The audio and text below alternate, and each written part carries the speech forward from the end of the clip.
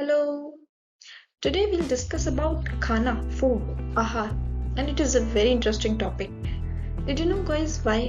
Because खाना क्या है ये हम सबको पता है. But in today's rush ना we forgot कि खाना कैसे है. But don't worry. Here's the beauty of Ayurveda, which tells us what to eat, how to eat, why you should eat. Ayurveda सब बताता है. ठीक है? और आपको पता है खाना सिर्फ पेट भरने के लिए नहीं होता है कि पेट भर लिया हो गया खाना. No, it nourishes your body, your mind and your spirit. It shapes your entire wellbeing. इसीलिए तो हम आहार को एक पिलर बोलते हैं हमारी बॉडी का. It is one of the pillar of our body. ठीक है, तो देखते हैं आचार्य चरक जी के भोजन नियम. अब हम सबसे पहले देखते हैं कि हमें खाना खाना कैसा है. इट शुड बी वार्म, गर्म होना चाहिए. Did you know why? क्योंकि जो उष्ण खाना होता है, जो गर्म खाना होता है, उससे हमारी जो डाइजेस्टिव फायर है वो तीव्र हो जाती है और इस वजह से हमारा खाना जो है वो इजीली डाइजेस्ट हो जाता है. ठीक है, it fights one of the most common problem in today's world, that is bloating. सबको होती है आज के टाइम में, बट गर्म खाना खाने से it reduces your bloating. And one of the most important thing that is test.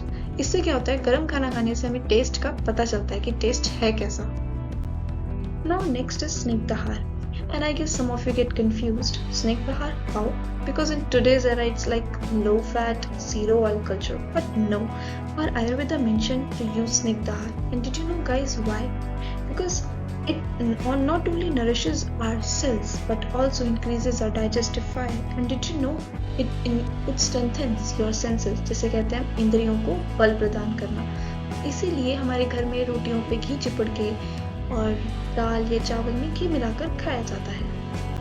Now next is eat in proper amount, and it is the most important point to be noted because हमें हमेशा खाना मात्रा पूर्वक खाना चाहिए. It's not like कि अगर आपका खाना टेस्टी है तो आप ओवर ईटिंग कर ले. It leads to the bloating and other stomach issues like stomach ache.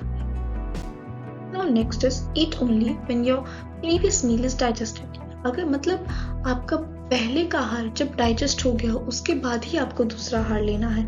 जैसे कि आपने कोई फर्स्ट मील लिया है, उसके बाद 3 से 3.5 आवर्स बाद आप खाना खा सकते हैं अगर आपको भूख लगती है तो. बट अगर आपको भूख नहीं लगती है तो you should avoid eating. But it's not like कि 3 to 3.5 आवर्स, ये सबकी बॉडी के अकॉर्डिंग, सबकी प्रकृति के अकॉर्डिंग डिफर करती है. बट ऐसा क्यों करना चाहिए? क्योंकि अगर आप इन बिटवीन खाना खा लेते हैं तो आपकी बॉडी में आम बनता है and which leads to a रोग.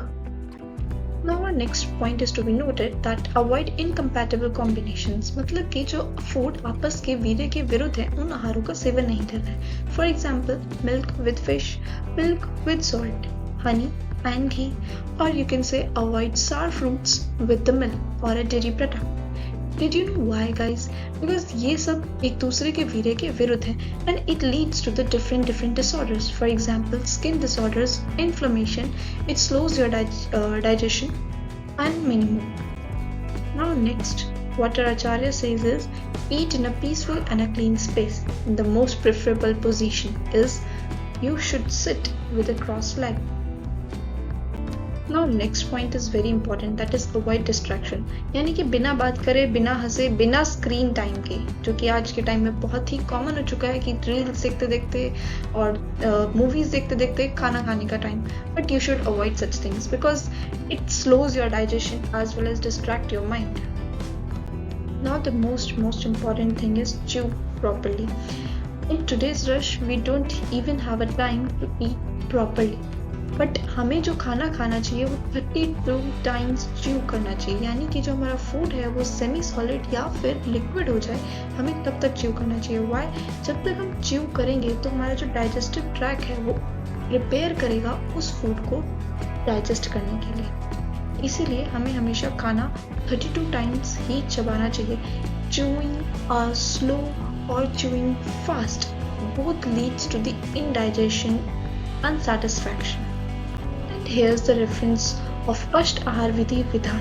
आचार्य चरक जी ने विमान स्थान के पहले अध्याय 24वें श्लोक में बोला है, उष्णम स्निग्धम मात्रावत जीर्णे वीर्य विरुद्धम इष्ट देशे इष्ट सर्वोपकरणम नाति द्रुतम नाति विलंबम अजल्पम अहसनम तन्मना भुंजितः आत्मा अभि समीक्षय सम्यकः.